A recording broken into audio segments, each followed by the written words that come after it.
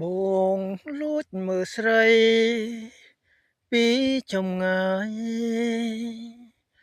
គួរឲ្យស្ដាយជាប់ក្នុងចិត្តមើលពីព្រឹកដល់យប់ងឹតស្នេហ៍ដល់កម្រិតចិត្តពងប្រាថ្នាមើលហើយមើលទៀតបងខំឆ្លៀតកូនភេត្រាស្នេហារីស្រដូចផ្កាអើយរៀមរាណានួនឡ